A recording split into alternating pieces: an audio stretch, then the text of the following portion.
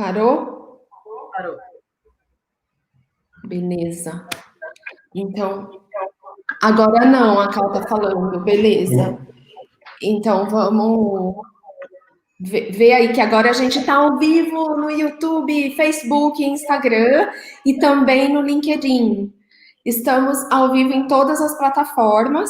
Aí quero ver, Cal, só confirma comigo se no Instagram tá ok novamente, de se tá dando eco ou não.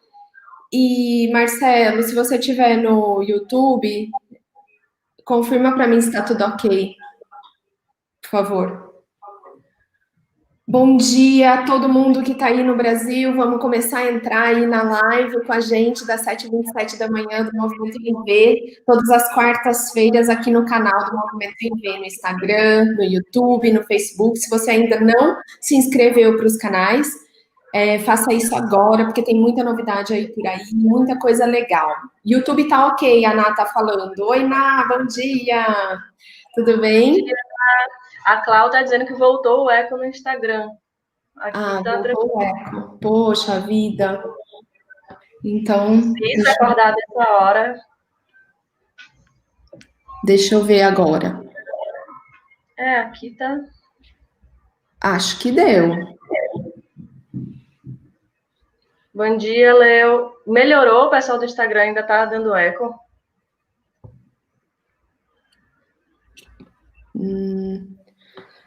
Vamos ver o que fazer com esse Instagram aqui. Eu nunca sei esse negócio desse eco. Vê se tá ok agora, gente. Vamos tentar fazer assim, qualquer coisa a gente faz alguma outra mudança aí para a gente parar e para acabar com o eco. Ixi, o Léo tá falando que tá. Eco ainda. E no YouTube também tá com eco, Marcelo? Ou só tá no Instagram? Deixa eu ver se eu diminuir o meu volume aqui, talvez. E o volume do celular de novo, Tati? Não, o do celular tá 100. Eu falo do computador mesmo. Melhorou? Eu não sei se... Porque também a gente não sabe se o eco é daqui ou é daí, né? Não. Bom, vamos ver. A Ná tá falando que no YouTube não tá dando. Deixa eu ver se eu consigo ativar esse daqui e melhora. Vamos ver.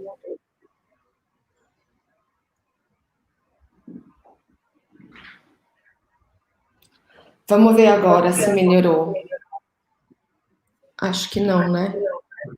Não sei, melhorou. O Instagram melhorou, ainda tá dando eco.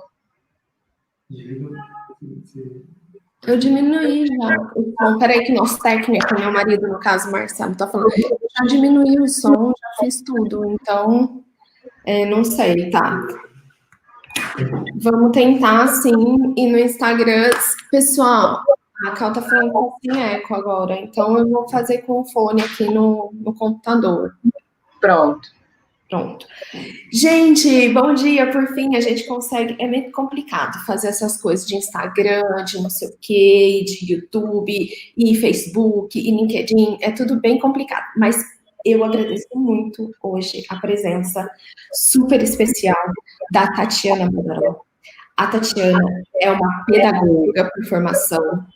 E ela, conforme eu falei nos meus stories lá do Movimento Envê, e anteriormente também no feed, a Tati, ela denunciou o Jair Tércio por abuso religioso na Bahia, né, Tati? Então, assim, a Tati tem um conhecimento muito, muito grande sobre as questões do abuso religioso, até onde ela pode ir, obviamente, porque no Brasil a gente sabe que é complicado tudo isso. E hoje a gente está aqui para uma conversa muito legal, muito assim fluida também, sobre essa questão do abuso religioso. Tati, tudo bem com você? Tudo bem, Cris? Tudo bem aí? Tudo tranquilo também por aí? Tudo jóia por aqui. E assim, estou muito feliz de te receber novamente. Primeiro, a gente recebeu a Tati no podcast de Prontas para o Jogo, que foi maravilhoso também, aquele nosso podcast. E agora eu quero, na verdade, dizer a todos que estão ouvindo a gente da importância desse tema sobre abuso religioso. Eu, inclusive, vou passar um testemunho meu que aconteceu faz uma semana, aqui durante essa nossa conversa, e eu quero que vocês prestem atenção e estejam de coração aberto para poder ajudar a vocês mesmos e também as outras pessoas que passam por essa questão do abuso religioso. Mas antes, eu quero mandar um beijo especial para a Lu, minha prima que está aqui, para a Cris Dorini, que está aqui também, o Dr. Victor, todas as pessoas, a minha sogra, a Dora, está aqui, todas as pessoas que estão aqui ouvindo a gente e se interessando por esse tema tão especial. Tati, primeira coisa que eu quero conversar com você, para que nossa audiência entenda, é o que é considerado o abuso religioso. E, assim, dentro da sua análise, da sua analogia também, porque você passou por isso, eu queria que você desse uma explicação para os nossos seguidores aqui. Bom dia, obrigada. Certo. Bom dia. O abuso religioso, na verdade, assim, a gente fala mais de abuso em meio religioso, porque o abuso religioso ele é uma categoria específica dentro disso, que é quando você utiliza o argumento de impor ou induzir, né, de uma forma coercitiva, uma determinada conduta religiosa. Isso é o abuso religioso. O abuso em meio religioso, ele é muito mais abrangente, Cris, e aí, por isso que ele se torna muito mais difícil de ser identificado, porque ele tem diversas formas de se manifestar. O abuso em meio religioso, ele se caracteriza quando um líder religioso, alguém que se diz líder religioso, se coloca nesse lugar, ele utiliza dessa posição hierárquica, que é uma posição de poder, para conseguir determinado ganho, né? Independente de ser uma questão patrimonial, de ser sexual, de ser um abuso psicológico. Então, tudo isso se enquadra em abuso em meio religioso. O que é que precisa ficar muito claro? Que qualquer demanda de uma outra pessoa para você que te faça sentir desconfortável, de negar, e aí por isso a gente precisa discutir sobre consentimento, porque o consentimento ele está relacionado muito mais à sua condição de ter tranquilidade na negação do que em concordar, né, em estar de acordo. Então, quando você se sente desconfortável de negar algo a uma pessoa por conta da posição que ela ocupa, isso significa abuso. Quando isso ocorre a partir de um meio religioso, e aí a gente não está falando de uma localização física, entende? O meio religioso, ele transcende aquele espaço da congregação, da igreja, do centro espírita, o que quer que seja. O meio religioso, ele é subjetivo, né? Então, se esse abuso, se esse incômodo vem a partir da posição que a pessoa ocupa na sua vida religiosa, espiritual, então isso é um abuso em meio religioso. Entendi, Tati, mas assim, então quer dizer, a gente não coloca a religião como sendo o centro de tudo isso, né? O abuso ele pode vir de um líder, por exemplo, que não necessariamente ocupa uma posição dentro de uma igreja, ou dentro de um ritual, ou dentro de alguma outra sessão que envolva a religião. Ele pode acontecer dentro de outros meios também, né? Isso, com certeza. O que a gente considera como meio religioso, e aí a gente acaba tendo que se basear muito mais na literatura americana, australiana e canadense, que são os países que já têm legislação específica. O que se considera meio religioso é um grupo que seja dogmático, né, tenha dogmas, e aí, isso que é interessante, Cris, assim, nos Estados Unidos já teve caso de condenar um líder de um grupo de corrida como um líder de um grupo religioso. Por quê? Porque tem dogmas, tem um líder absoluto, né? A hierarquia, pensa naquelas estruturas de pirâmide, né? Você tem um líder absoluto, que ele não tem ninguém na sua linha horizontal. Todas as pessoas estão abaixo dele. Então, essa é um dos indicativos de que este grupo se caracteriza como um grupo religioso. Porque a gente tende a relacionar a palavra religioso muito à religião. Mas a gente tem que entender que está muito mais relacionado à religiosidade, que é uma forma de estilo de vida, né? Como o professor Vitor fala aí, o abuso terapêutico. O terapeuta, ele pode ser, sim, nesses países que já tem legislação, acionado judicialmente a partir do abuso em meio religioso. Por quê? Porque você tem um líder absoluto, né? Que se coloca como alguém que tem mais conhecimento do que os outros, que traz dogmas, né? E exige mudanças no seu comportamento. Essas mudanças que são exigidas, Cris, elas muitas vezes não são explícitas.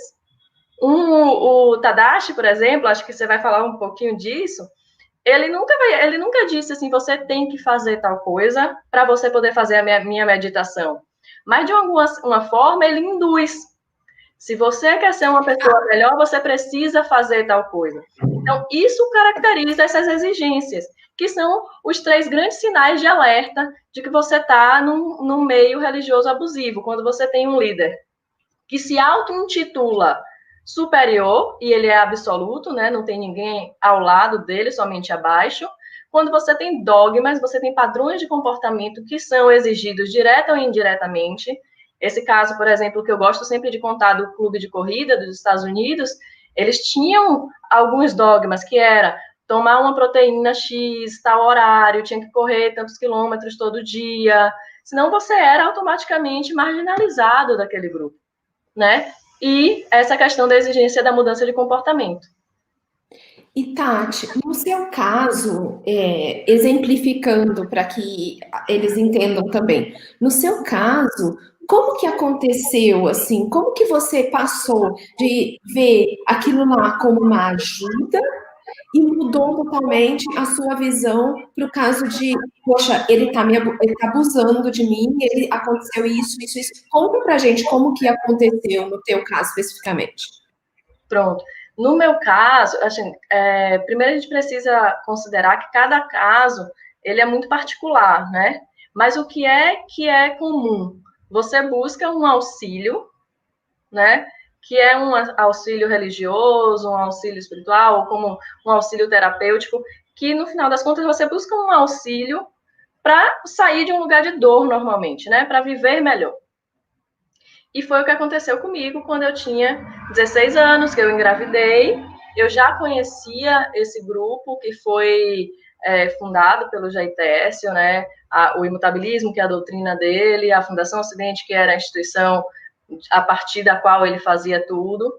E ouvia falar dele como um ser humano iluminado, como alguém especial, diferente. Uma evolução espiritual acima do resto da humanidade, né? Se comparando e dizendo a encarnação, por exemplo, de Moisés.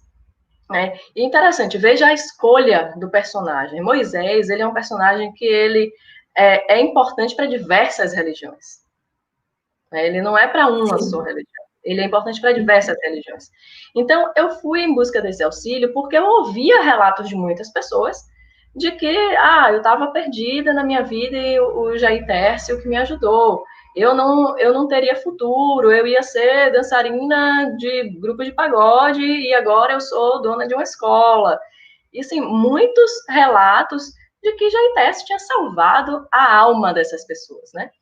E eu estava grávida com 16 anos, Cris. Então, eu precisava, né? Eu achava que eu precisava, porque isso também me foi colocado por ele, mesmo antes de eu conhecer ele. Outras pessoas trazendo o discurso dele para mim, de que eu já tinha comprometido a minha encarnação, veja só. E eu fui buscando esse auxílio, né? E desde o início, houve muitos indícios de que aquilo não estava correto. Tanto que minha mãe tentou me afastar, e o que é que ele fez? Disse que minha mãe era muito materializada e que eu tinha que ter o mínimo contato possível com minha mãe, né? Porque o que foi que ele fez? Ele determinou que eu fizesse pedagogia quando eu sempre quis fazer medicina. Né? No dia da inscrição do vestibular, outra pessoa fez a minha inscrição. para que eu não fizesse medicina, fizesse pedagogia. Certo. Eu cheguei a fazer a inscrição de medicina e outra pessoa fez por cima. Você sabe que o que conta é a última que é feita, né? Então, isso já é um abuso imenso, né? Que é um abuso moral, que é um abuso psicológico, que é um abuso seríssimo, inclusive patrimonial, porque interfere diretamente na minha vida profissional. No entanto, eu ainda acreditava no discurso de que era porque ele conhecia minha alma e eu não. Então, ele sabia o que é que eu precisava fazer nessa encarnação para poder me salvar, para poder não ter tantos karmas como ele dizia que eu já tinha.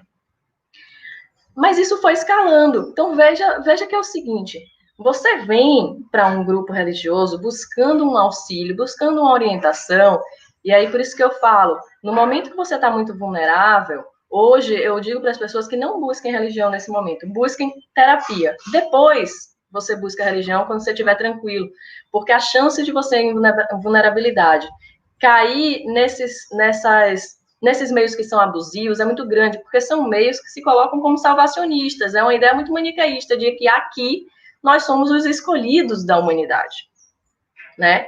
Então, e tem aquela questão também que nós somos os escolhidos para quê? Para salvar as vidas dos demais. Então, nós temos que ser doadores, nós temos que ter compaixão, e às vezes nós não estamos bem conosco mesmos. Então, é esse caso que a Tati falou.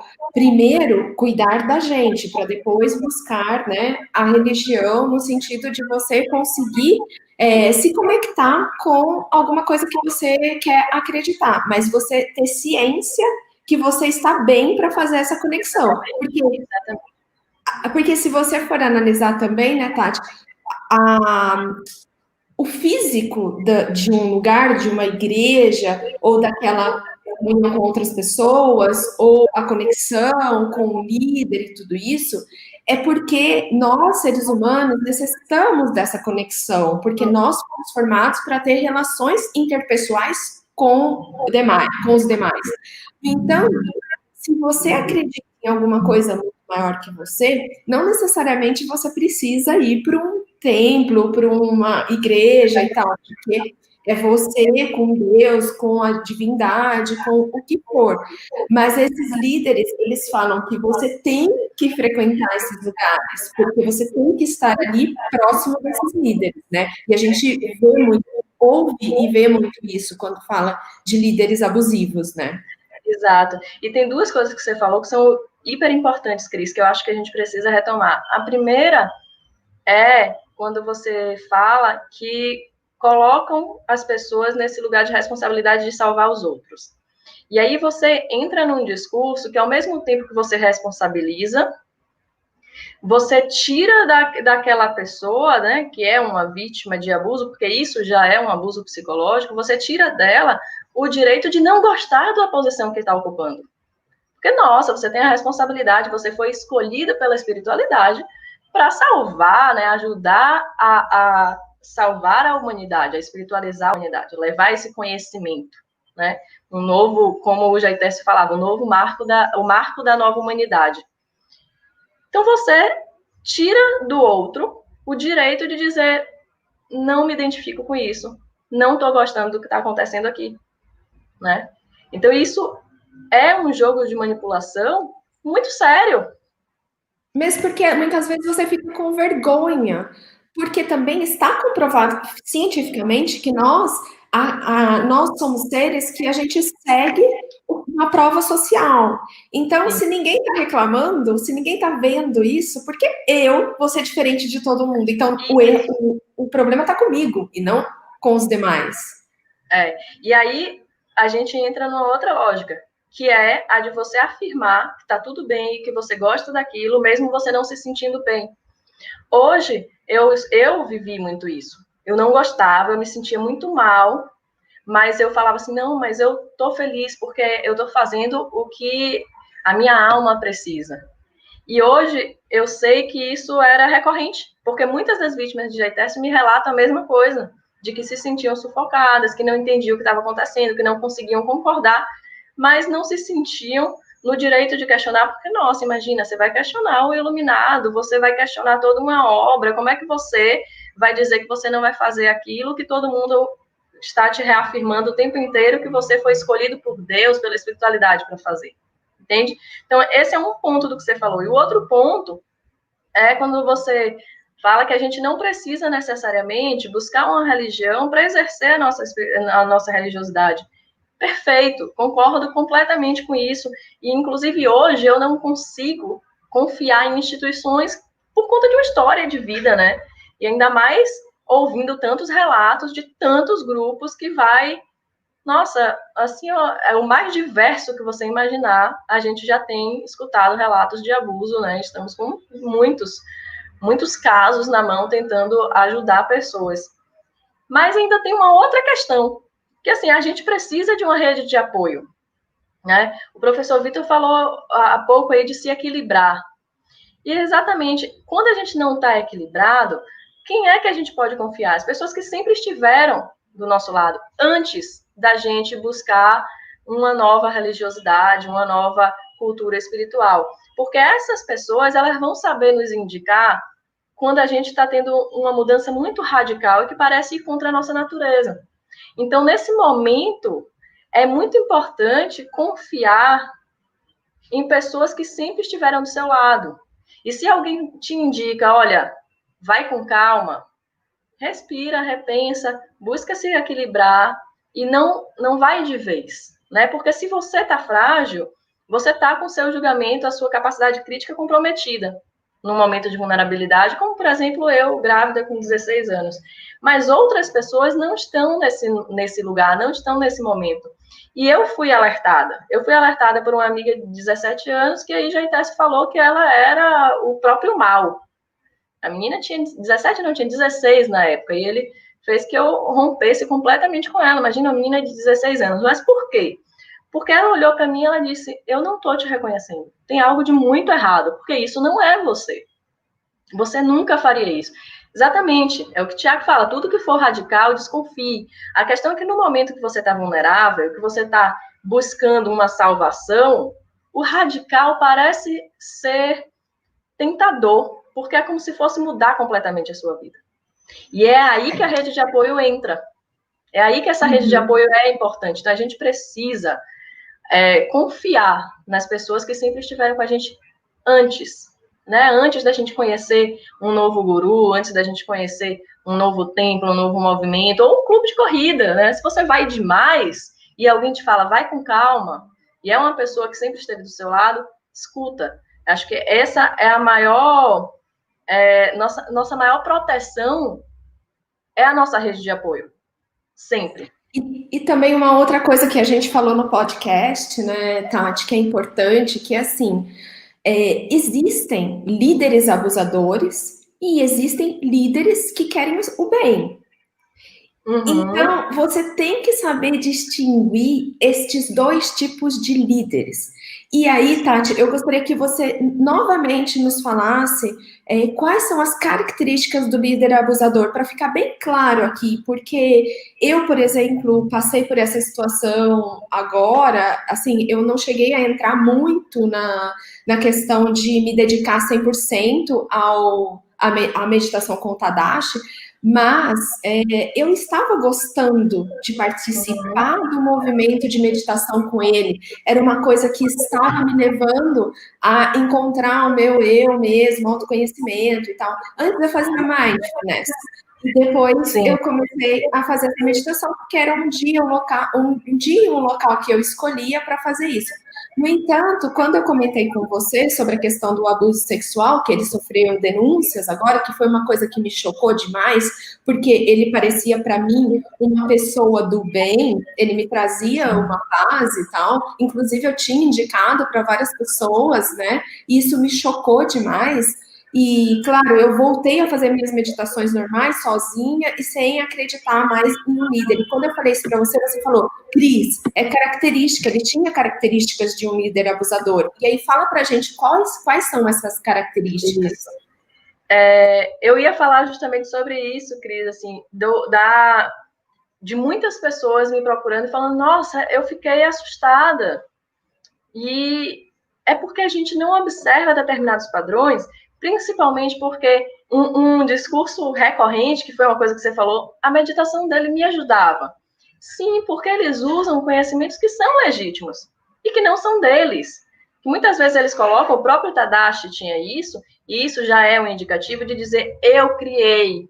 E se você for pesquisar um pouquinho mais a fundo, você vai perceber que aquilo já existe há muito tempo, há séculos. Né? Assim, são centenas de anos que já se pratica a meditação com aquele formato. Ele só fez adequar ao discurso do século XXI. Somente isso. Isso não é uma grande inovação, isso não é uma descoberta espiritual, isso não é uma iluminação, uma transcendência religiosa. Mas ele se colocava naquele lugar de superior e pior, ele se colocava com um jogo de palavras.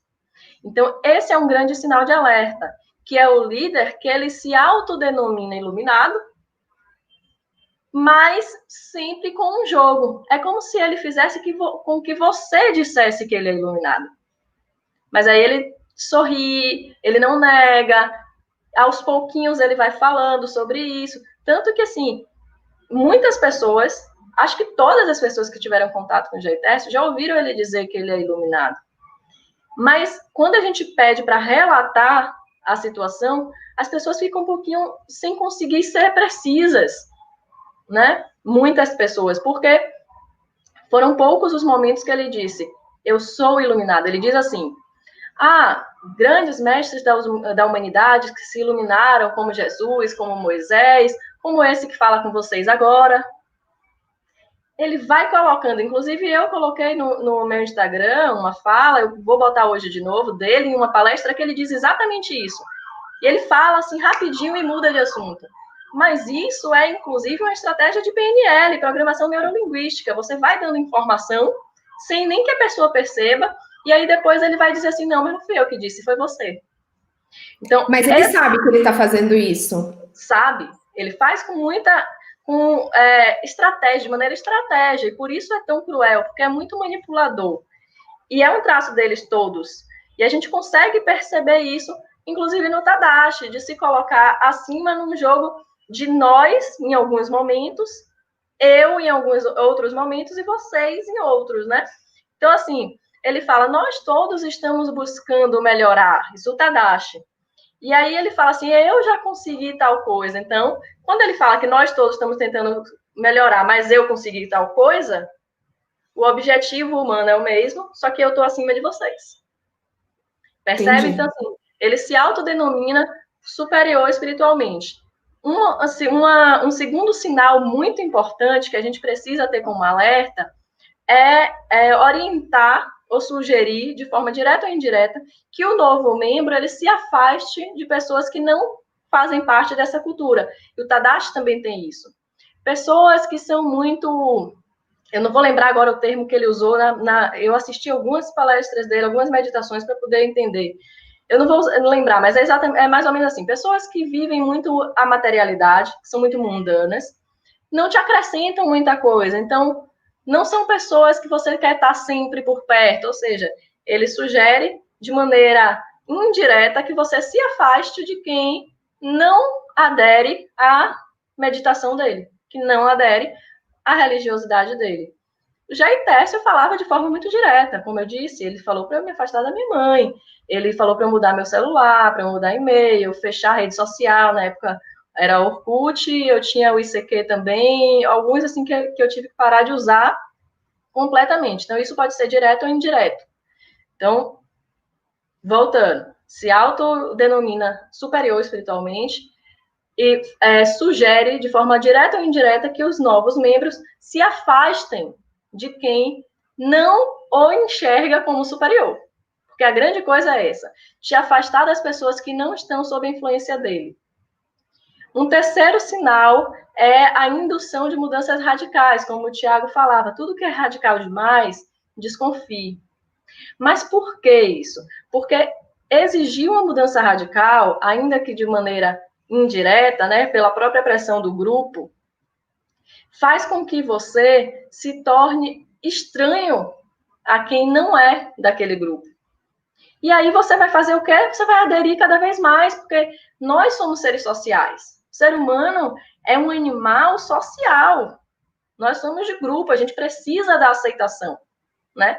Inclusive, tem uma pesquisa que fala que, por exemplo, não sei se você já viu, mas é um vídeo que tem várias pessoas numa sala de recepção. Não sei se vocês aí que estão vendo a gente já viram isso, mas é típico dessa questão do social.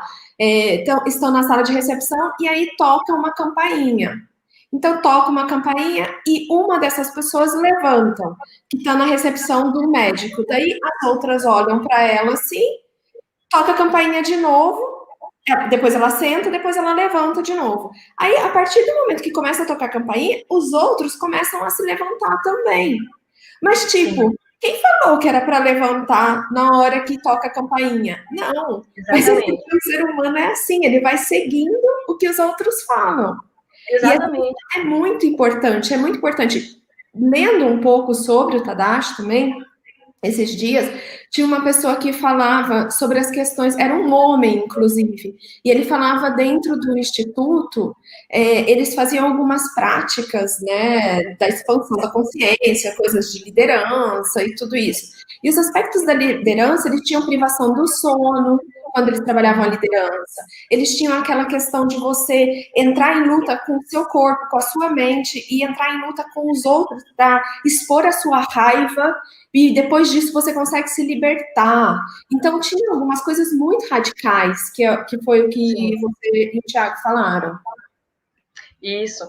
E aí, assim, e tem ainda um outro sinal, que é quando esses líderes, né, eles começam a intervir na sua vida, né? Intervir em escolhas profissionais, da forma que você vai usar o seu dinheiro, qual é o trabalho que você vai aceitar ou não, com quem você vai se relacionar.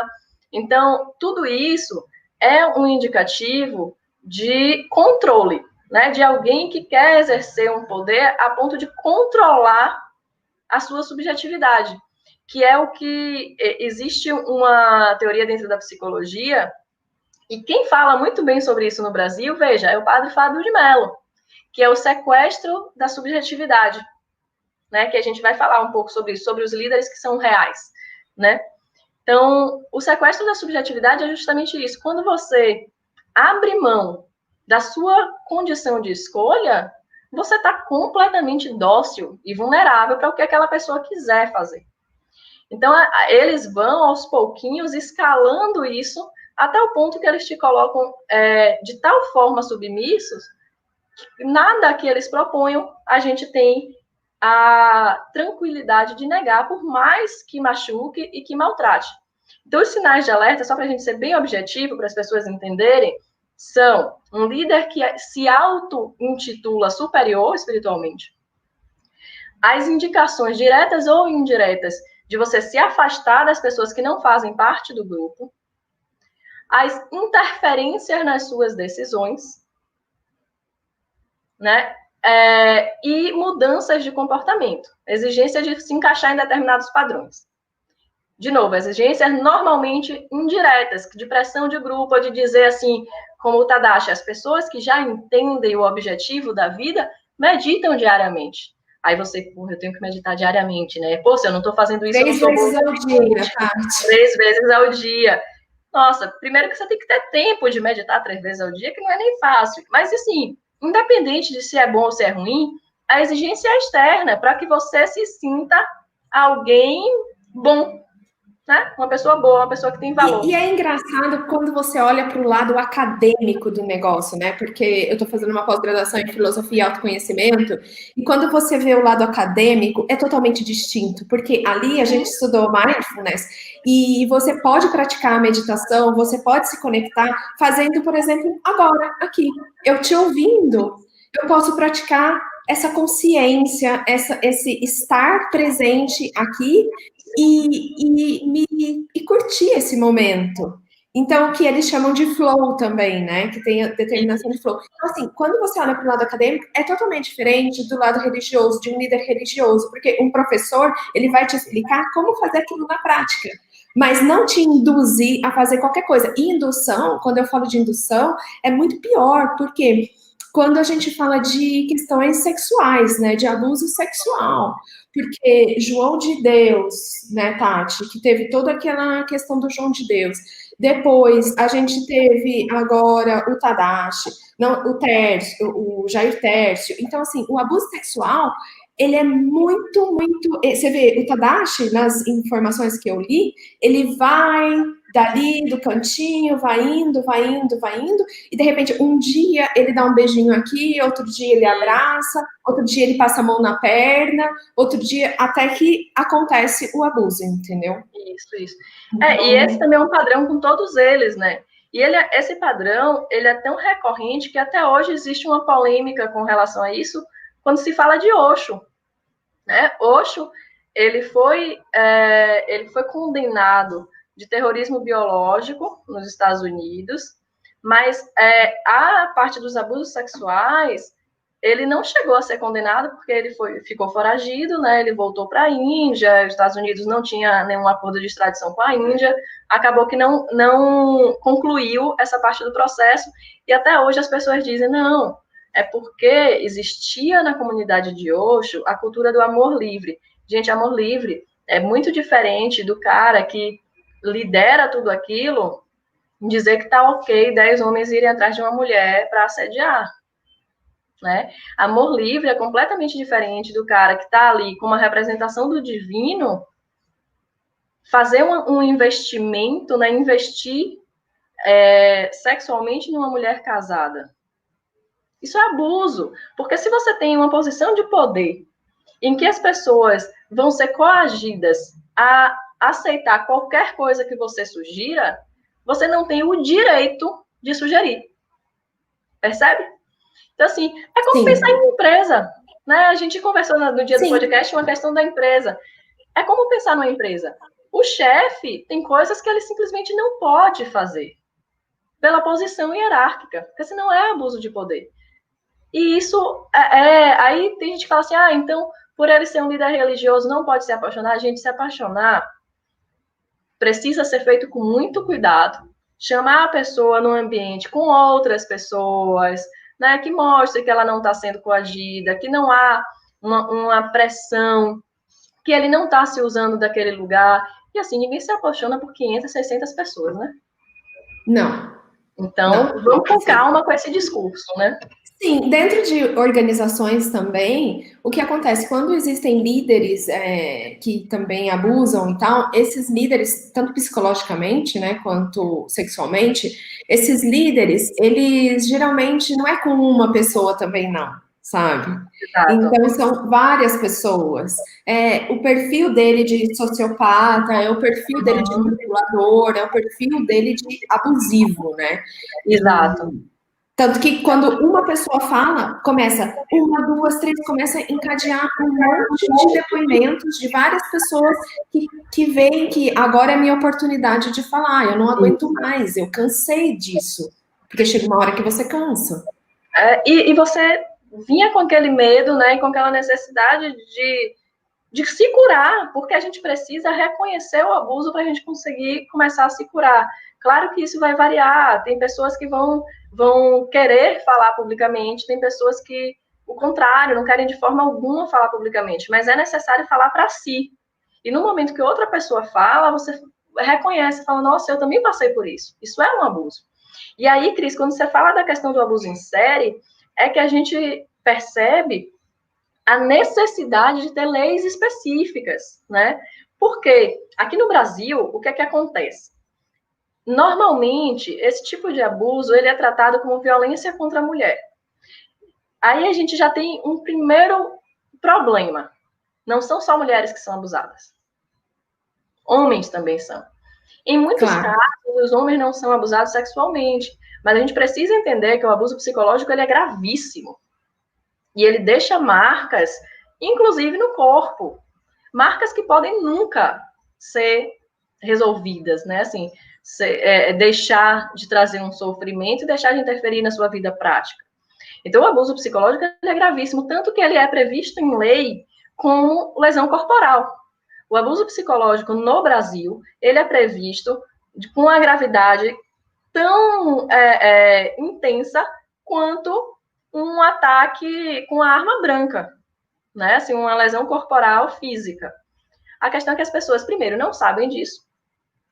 A gente não tem muitos psiquiatras juristas, né, jurídicos, né, psiquiatria forense, psicologia forense é muito fraca no Brasil, tem poucas pessoas dedicadas a isso. Os próprios advogados percebem que não é tão simples você exigir um exame corpo-delito a partir de uma junta psiquiátrica, psicológica. Então, isso acaba não sendo discutido e a gente precisa discutir, porque nossa lei já prevê isso, né? Mas qual é a questão?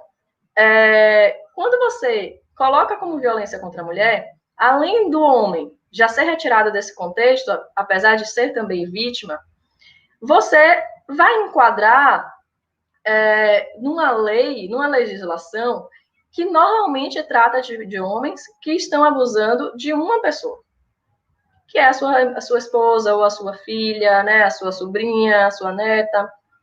Normalmente são homens que, se tem mais de uma vítima, não é ao mesmo tempo. Então, eles não são considerados criminosos em série. E isso muda tudo. Isso muda completamente. Porque isso muda a necessidade de sigilo.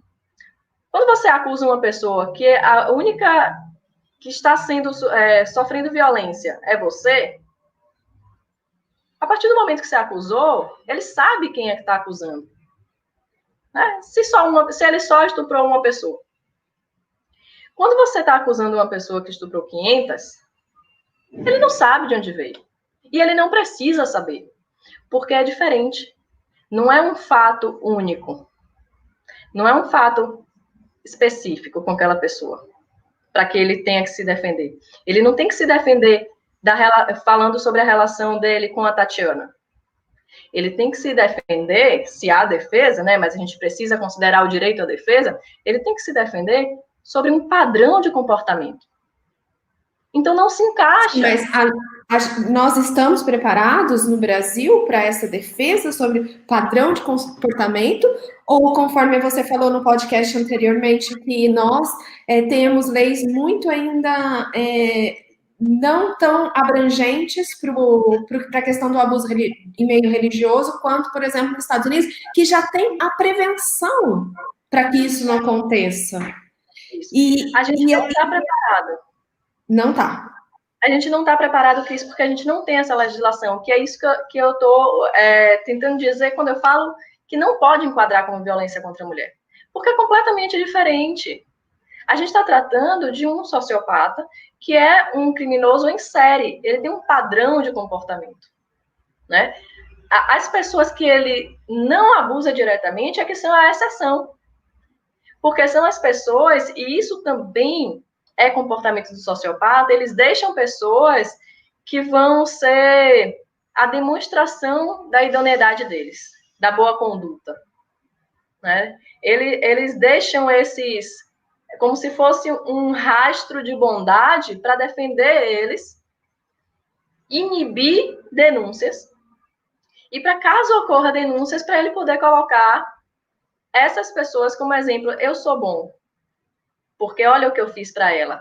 E não vai partir deles, vai partir delas, dizendo assim, nossa, mas o João de Deus não pode ter feito isso porque ele me ajudou. Não é porque ele ajudou a Cris que ele não abusou a Tatiana. Uma coisa não nega a outra. E para esses homens, essa ajuda, ela é estratégica.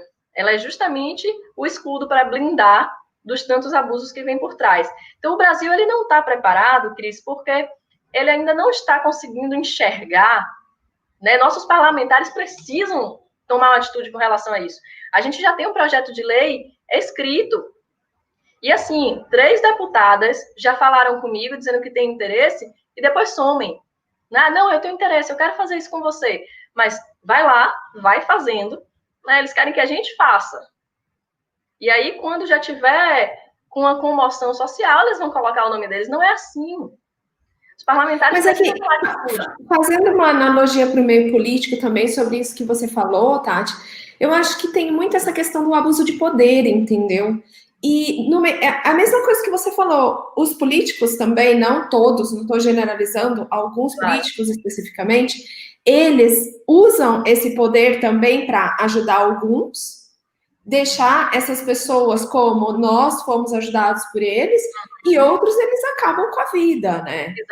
Que é a maioria, geralmente, mas eles sempre têm um pouco ali que ajuda que ele seja reeleito e tal. Então, assim, qual que é o interesse político hoje em fazer uma legislação como essa?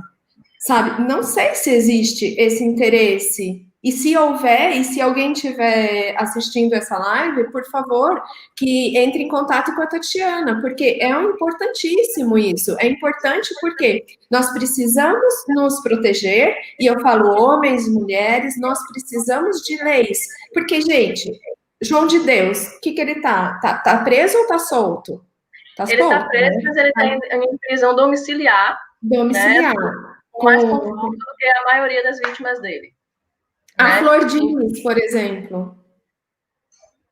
Pois é, ela ainda não foi presa, né? Ela ainda não foi presa. O Ícaro Medeiros está preso, mas em primeira instância ele tinha sido absolvido. O juiz tinha considerado que havia consensualidade, justamente por conta daquele jogo manipulativo que a gente falava um pouco antes, né? Que eles vão escalando e fazendo com que a pessoa ache que ela está concordando com o que está acontecendo. A ponto deles falarem para as pessoas dizerem, né? Verbalizarem que elas estão de acordo com aquilo ou que aquilo não aconteceu. E isso faz um jogo psicológico que você questiona a sua sanidade, né? Você começa a falar, nossa, será que eu realmente sofri isso? Eu vou dar alguns exemplos de abuso psicológico do dia a dia, Andréa. Só um segundo, deixa eu só concluir aqui. E a questão, Cris, assim, é que não é tão difícil a gente criar essa legislação no Brasil, porque a gente já tem todas as tipificações criminais, penais. A gente já tem tudo, sabe? A gente só precisa reunir e falar, olha, tudo isso que já é previsto por lei, abuso sexual, abuso de vulnerável, abuso psicológico, lesão psicológica como lesão corporal, abuso patrimonial, abuso de poder. A gente precisa entender que tudo isso, junto, tem uma característica muito específica quando se fala de um abuso em meio religioso. Então, a gente precisa considerar este meio como um meio a ser vigiado, né, assim, supervisionado, com uma atenção específica. É só isso que precisa ser feito. É considerar que a pessoa, quando está no meio religioso, ela já é vulnerável. Então, a gente já enquadra pelo abuso de vulneráveis, né? E por que ela já é vulnerável? A própria legislação de abuso psicológico já traz isso, que é a não condição da negação, né? Porque a consensualidade prevê você estar tranquilo para negar e não para aceitar, né? É o não que importa, não é o sim. Então, a gente já tem tudo previsto em lei, a gente só precisa juntar e dizer, olha, isso é uma ameaça à sociedade. Porque olha para João de Deus, foram mais de 500 pessoas, olha para Jair Tércio, né? Olha quantas pessoas. São dezenas já formalizadas no Ministério Público e centenas falando com a gente. Olha para a Flor de Lis, olha o estrago que ela fez. Olha Ícaro Medeiros, dezenas. O Padre Robson, enfim, a gente tem muitos exemplos no Brasil. A gente nem precisa ir para fora do Brasil pegar os outros exemplos, porque aqui é muito grande, muito recorrente. Olha o Tadashi. Nossa, no meio da pandemia ele fez estrago por rede social. Sim. Né? Então a gente precisa juntar, é só juntar e falar, olha, quando a gente junta todas essas questões penais e criminais que já existem, a gente tem um crime muito específico e que precisa ser tratado com seriedade. Por que, então, as pessoas me perguntam, às vezes, que assim, tá, se já existe toda a tipificação, por que você está sugerindo um projeto de lei? Porque a gente precisa deixar certas coisas já como previstas, né? Para que a gente não precise, por exemplo, ter que lutar judicialmente para comprovar que era vulnerável. Para que a gente não precise lutar judicialmente para mostrar que aquela pessoa, naquele ambiente, exerce uma posição de poder.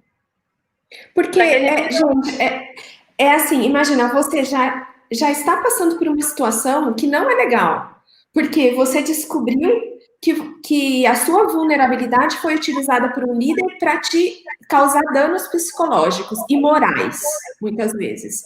Então, o que acontece? Você já está passando por um problema ruim, E, de repente, você fala, eu quero fazer isso, eu quero denunciar e eu quero ajudar mais pessoas a não passarem por essa situação. Então, eu vou fazer a minha denúncia. Só que se você não sabe qual que será o resultado dessa sua denúncia, é complicado você tomar a atitude de agir, né? De ir lá e fazer. Porque você fala, é a mesma coisa com política. A gente fala assim, para que eu vou fazer? Vai dar na mesma, não vai dar em nada, sempre o cara vai ser solto, não sei o quê, não adianta nada de lava-jato, não adianta nada de nada. Então, a mesma coisa, essa situação, por exemplo, se você não tiver leis claras, um projeto de lei, uma punição que seja condizente com o ato praticado, você acaba se inibindo e você acaba não tendo vontade de ir denunciar aquilo que deveria ser denunciado, ou sim, ou sim. Isso. Até porque você quer se proteger, né, Cris? Porque hoje o que é que acontece? Você denuncia e o primeiro investigado é você, que é a vítima.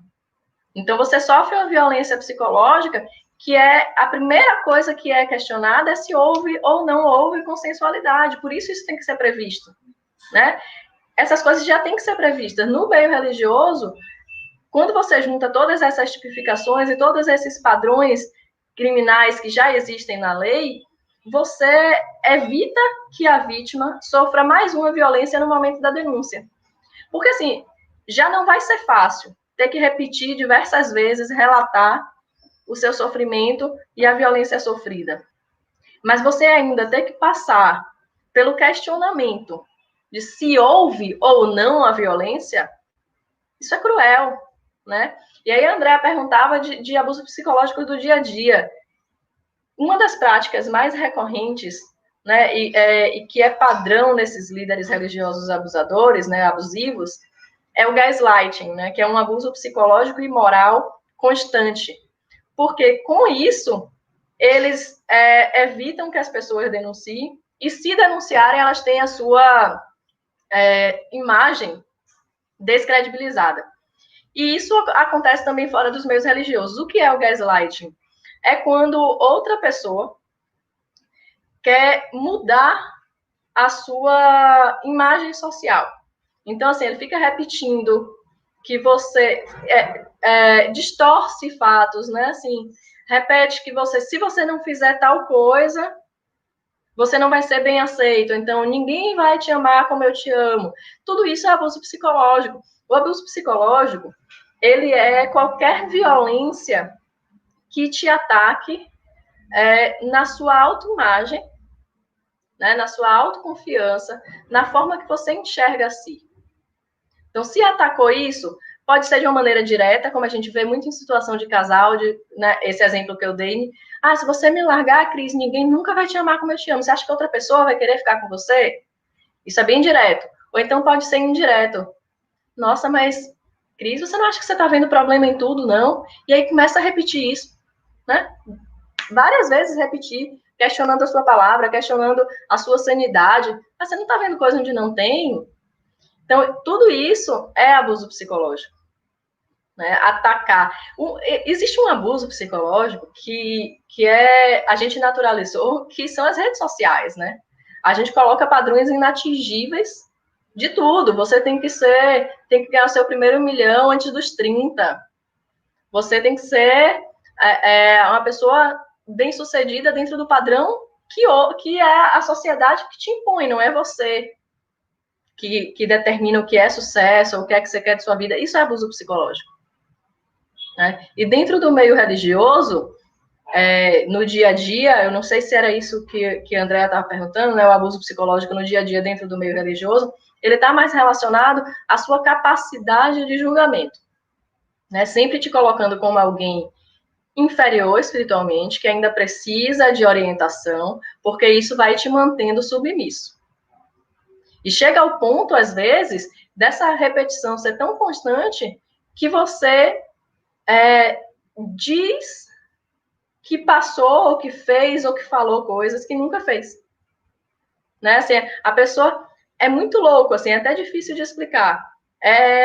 Mas tem casos das pessoas dizerem assim, de um líder religioso falar assim, você não lembra, Cris, mas quando você era criança, aconteceu isso, isso e isso com você. Aí você fala, nossa, não, ele tá viajando. Só que ele começa a repetir isso. E começa a dar detalhes. E aí você um dia fala assim, fica irritada e fala, você tá irritada porque quando você era criança, que aconteceu aquela coisa que eu te falei e você não lembra, isso te traumatizou. E aí você começa, nossa, será? Pô, porque nossa mente apaga algumas coisas. E vai induzindo a um ponto que daqui a pouco você já tá dizendo assim, nossa, eu nem lembrava, olha, o Getércio, ele é tão bom, ele conhece tanto a nossa alma, que coisas que nem eu lembrava, ele me lembrou. Olha a gravidade do Tati, título, né? é bem aquilo que a gente falou também anteriormente lá no podcast que eu falei, até comentei com vocês, que é a questão do, por exemplo, Andréa, olha esse exemplo que eu vou dar agora. É uma questão de casamento, por exemplo, essa manipulação. É você ter provas que seu marido está te traindo, ou seu namorado, ou vice-versa, sua mulher, namorada, está te traindo, e ele pegar e falar para você, ou ela, imagina, você tá louca, eu não fiz isso. Você está criando coisa da sua cabeça. Isso não existe. Mas você viu lá, tá lá a mensagem no celular que eles se encontraram na noite anterior e ele fala: não, isso daí não, foi um encontro para eu conversar com ela, mas tá lá escrito que foi no hotel tal. Não, mas isso daí. Então, assim, e depois você se convence que você está errada e que a pessoa está certa, porque ele te manipulou e você acreditou. E você está numa situação emocional muito abalada e você acaba acreditando naquilo porque você não quer largar aquilo, você não quer sair do casamento, você não quer sair da igreja, você já criou o seu ambiente social, você é amiga dos amigos dele, você é amigo dos amigos dela, você tem aquele ambiente que você não quer sair, você não quer deixar. E o medo do julgamento, né, Cris? Você não quer ser tida como a louca. Porque ainda tem isso. Esse mesmo episódio, ele pode acontecer de uma outra maneira, que é, por que você estava mexendo no meu celular? Isso é invasão de privacidade, você não tem esse direito. Então, ele joga, vira a coisa de uma forma que passa a você ser o culpado, você que é o abusador, o violentador, que é a tática de defesa mais comum, né? Que é o slut shaming, é colocar o slut shaming muito mais para mulheres, né? Dizer que são mulheres promíscuas, que elas é que se ofereceram e agora estão dizendo que é abuso, a ponto de pessoas ficarem falando que assédio sexual e que estupro está na moda, né? Tem gente, psicólogo falando isso, psicólogo, apoiador de ITS, falando isso para convencer de que o que estamos denunciando aqui é um impropério, é uma besteira, é uma bobagem. Que é isso, é virar o jogo, é colocar a vítima no lugar do acusado e o acusado no lugar da vítima.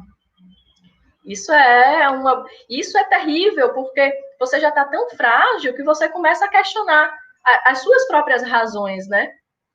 Muita gente, no início, quando as pessoas começaram a me procurar com mais frequência, né? E gente do Brasil inteiro, gente inclusive de fora do Brasil, e aí começaram a dizer, porque a Tatiana está fazendo isso para ter visibilidade. Eu falo, gente, quem é que quer ser visto por ter sido estuprada durante 12 anos? Né? Não foram 12 anos de estupro, mas assim, ter sido abusada durante 12 anos. É loucura. Não. Mas assim, eu só consegui ter essa condição de discernimento, Cris, porque eu já vinha há anos tentando fazer a denúncia. Então, eu já vinha há anos pensando sobre isso. Eu estava claro, não é de uma hora para outra, né? Caiu no Instagram, mas tudo bem, a gente continua aqui, depois eu deixo lá o finalzinho, eu deixo o IGTV. Mas o que acontece? Você vem de um pensamento já, você teve um planejamento para conseguir chegar até o momento de falar, chega, né? Chega, sim, agora eu vou denunciar, agora eu não quero mais, porque isso está me incomodando, e eu quero ter uma vida, eu tenho X anos ainda de vida, e eu quero viver bem esses anos, né, que eu terei na minha vida, e eu quero fazer uma coisa que seja boa, tanto para mim, quanto para os outros. Isso, e eu sei o que eu estou fazendo, né? Eu sei o que é que eu quero com isso, eu sei o meu objetivo, mas é muito fácil você se questionar. Sim, é muito fácil. Nossa, é uma... Na verdade, Tati, quando a gente tem essa questão de você querer falar sobre algo que de repente é alguma coisa que impacta diretamente o julgamento e a sociedade, é difícil você se expressar, é difícil você. Eu acho que agora mesmo, por exemplo, você passando por essa situação, quantas pessoas estão dispostas a falar sobre esse tema, seja em mídias sociais, ou seja em outros lugares? É difícil, porque as pessoas acabam não tendo. Elas ficam com medo, elas ficam com vergonha, elas não querem se expor.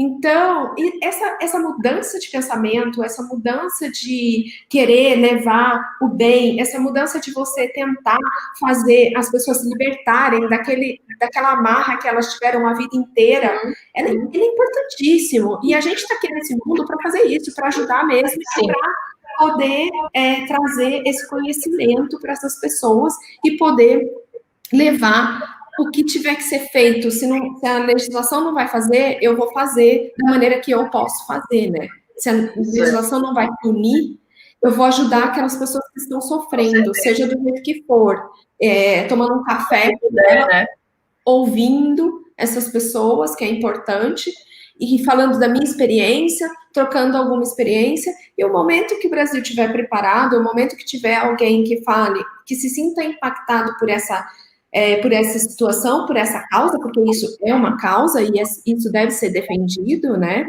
como um projeto de lei, como os países que já fizeram tudo isso e que estão muito além do Brasil, muito além do que já foi feito no Brasil, a gente pegar os exemplos desses países, como os Estados Unidos, como a Austrália, né, que você mencionou. Isso, e Canadá.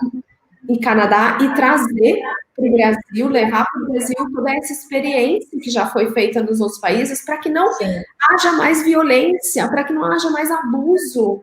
Com certeza. Porque você quer ser um líder espiritual, um líder numa empresa, um líder onde for, você pode ser líder, porque a liderança não é bonita. A liderança, ela só traz o aprendizado, a liderança traz contribuição e compartilhamento. É isso que a gente quer. É isso. E a gente tem que fazer isso, só que num nível de igualdade. Num nível onde eu e a Tati somos iguais. Nós duas podemos fazer. Eu tenho um planejamento de vida diferente da dela, mas nós somos iguais e nós queremos as mesmas coisas, porque não muda o que eu quero e o que ela quer. Não muda porque a gente tem valores semelhantes. Isso. Precisa levar.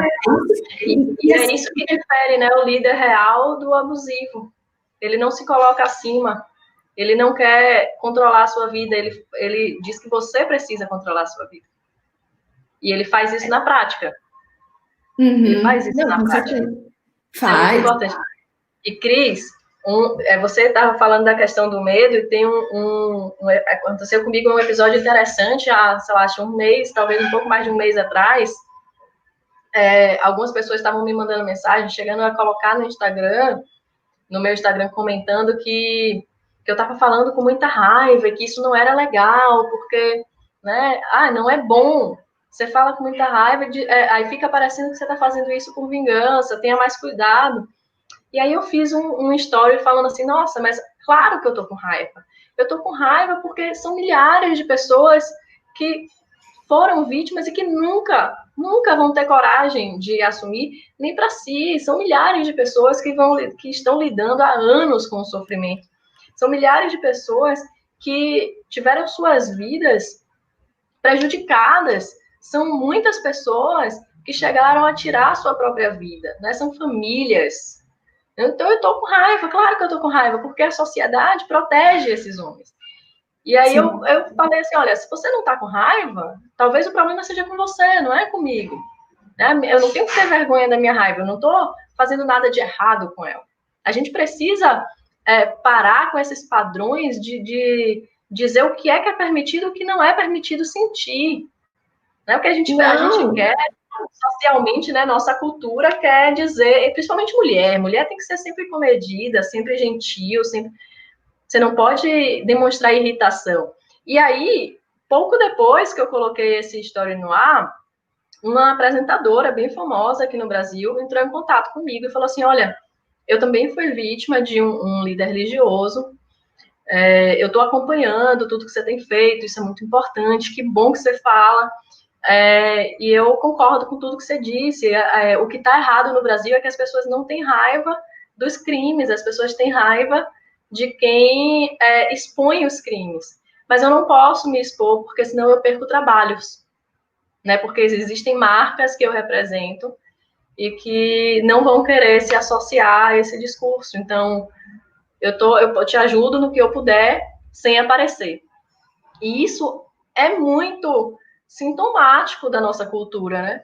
Uma pessoa que tem uma influência social que seria game changer, né? Seria uma mudança muito grande no ativismo pela repercussão que teria, ter que dizer assim, olha, eu não posso falar, porque a nossa cultura não quer ouvir isso.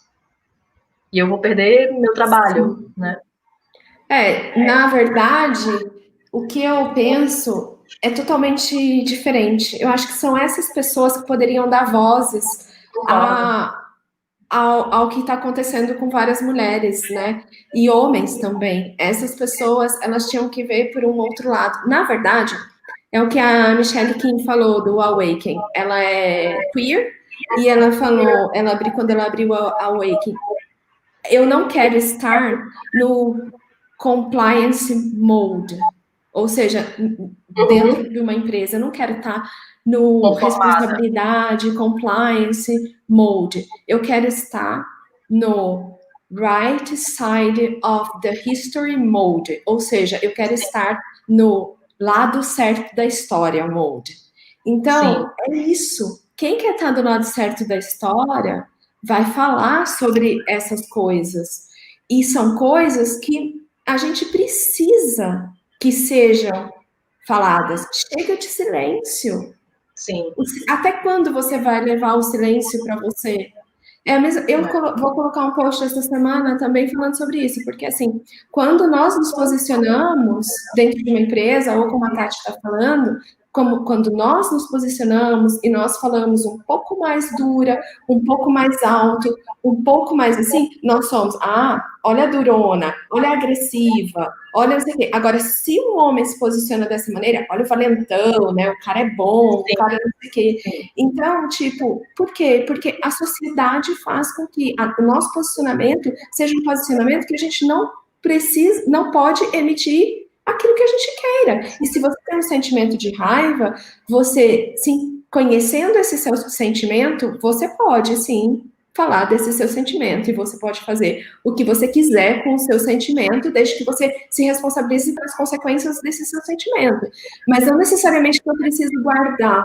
Vai ter gente que não goste da maneira que eu fale, vai ter gente que não goste da maneira que você fale, mas ninguém pode nos punir pela maneira que somos, porque nós somos uma pessoa só, e nós somos, como diz a Luísa Helena Trajano, nós somos protagonistas das nossas histórias. Isso, ninguém pode dizer como é que a gente tem que lidar com os nossos sentimentos, né, Cris? Com as nossas emoções. E, assim, eu também concordo que as pessoas que são pessoas públicas, elas são elas têm a responsabilidade, né, têm uma função social nessas lutas. Mas quando a gente fala de vítima, a gente precisa entender que, é uma coisa que eu sempre falo, a vítima não tem que nada, né, assim, não existe um protocolo que a vítima tem que seguir, porque a partir do momento que você vai falar sobre isso, você vai ter sua vida revirada pelo avesso, as pessoas vão sair ali investigando tudo. Então, eu acho que é justamente como você fala, as pessoas públicas e que não vivenciaram isso, talvez sejam as pessoas que têm a maior função a desempenhar, porque elas não vão ser questionadas nesse sentido da consensualidade ou não consensualidade, do interesse de estar fazendo isso, se é por vingança, se não é, sabe? Assim, elas estão cumprindo uma função social. Mas, nesse caso específico que eu falo, como a pessoa, essa mulher, ela também foi vítima, nossa, é muito mais complexo, né? Porque você assumir, você tem um casamento que o seu marido nem sabe que você passou por isso, então a partir do momento que você se identifica como vítima, você tem uma situação familiar que vai ser gerada, você tem muitas questões ali que vão ser mexidas e você vai ser extremamente atacado. A gente sabe de tudo isso, né? Que a gente está conversando. Mas não necessariamente você precisa falar do seu caso, mas Com você certeza, pode defender a causa. Com certeza, eu concordo. Eu acho que a gente precisa, todo mundo que tem um lugar de visibilidade, tem a responsabilidade de trazer discussões sobre esses assuntos sem medo de polêmica. Porque a gente precisa... É o que você falou, né? Tá no lado certo da história, né? Na hora que isso for ser discutido no futuro, falar, nossa, a Cris ajudou. A Cris não teve medo. Mas é uma questão cultural mesmo, assim, o silenciamento, ele é cultural. A nossa cultura, ela é preparada para o conformismo, né? Para o compliance. Para estar todo mundo sempre silenciado e criminosos continuarem cometendo seus abusos, né, em várias esferas. Infelizmente, também, a gente parte do pressuposto que, será que é verdade? A gente não acredita nas próprias mulheres. Eu vi vários textos, várias coisas falando sobre isso. Será que a Tati está falando a verdade? Será que não sei o quê? Então, assim, por que não acreditar? Por que não ter empatia? Eu prefiro ter empatia e acreditar que aquilo aconteceu, porque ninguém se expõe porque sim. Ninguém se expõe. A menina que foi lá fazer uma denúncia no Ministério Público, ela tem que ter provas daquela denúncia, sabe? Porque ninguém vai no Ministério Público sem provas. Por isso, né? É muito pesado, são muitas violências que vêm depois da violência denunciada, que não faz sentido alguém querer se colocar nesse lugar. Então... Nem se for para se expor, né, Tati? Porque é tão triste a situação, é tão forte, e não dá para se expor desse lado, não. Tati, o que a gente faz para ajudar as pessoas que estão precisando de ajuda? Você tem alguma organização? Como funciona? E o que a gente pode fazer para ajudar ainda mais? Então, a gente está ainda no processo de formalização, né, dessa rede de apoio, ou seja, a Potência, mas a gente já tem o e-mail e a gente já tem feito encaminhamentos. Né? O e-mail é contato@sejapotencia.org. E a gente já tem um grupo legal aí de assistente social, psicólogo, alguns juristas, advogados que estão ajudando a dar esse acolhimento às vítimas, orientações, uma assessoria de imprensa, também pessoas que lidam com marketing, porque a gente precisa entender, Cris, que nem sempre, no nosso contexto atual do Brasil, nem sempre a denúncia é a melhor saída, infelizmente, para a vítima, nem sempre é. Socialmente, e falando como ativista, lógico que eu quero que as denúncias sejam feitas, porque quanto mais denúncia, mais a gente pressiona, mais a gente consegue tirar esses criminosos de circulação. Mas a minha prioridade sempre vai ser as vítimas. E é isso que eu acho que todo mundo tem que pensar, buscando a gente ou buscando qualquer outro meio, você ali na sua família tentando ajudar, escuta, acolhe. A melhor forma de ajudar é acolher. Entender que a vítima ela não tem que nada, ela não tem a obrigação de fazer nada, ela não tem a obrigação de denunciar, mas se ela quiser denunciar, ela não tem a obrigação de ficar no silêncio. Ela sabe, ela precisa ser acolhida, ela precisa ser escutada, para que a rede de apoio dela entenda qual é a necessidade dela. Para mim, Cris, não é negociável um apoio psicológico, porque são muitas feridas, né? São muitos conflitos, muitas violências de diversos níveis que a gente não tem como dar conta sozinho. A gente precisa do apoio profissional para isso. E aí, então, assim, se a gente quer ajudar alguém que está passando por isso, primeira coisa, e isso é que vai orientar todo o processo, é acolhimento. Acolha. Busca fortalecer essa pessoa para que ela se afaste desse meio, né, do ciclo e do círculo abusivo, ajuda ela a conseguir um apoio psicológico profissional de fora do círculo, né? Eu sempre fico batendo nisso porque as pessoas que passam por esse tipo de violência, elas tendem a estar tão imersas no meio abusivo que elas procuram ajuda ali mesmo. Mas é como se você chegasse para o seu abusador e falar, me ajuda. Não, a gente precisa ir para fora. Então, se você está ajudando alguém que está nesse meio, sugere, negocia isso. Fala assim, ó, vamos procurar um psicólogo de fora. Se você não gostar, a gente procura outro. Mas acolhe, escuta, né? Assim, faz a pessoa entender que ela não tem nada para se envergonhar, que não foi culpa dela.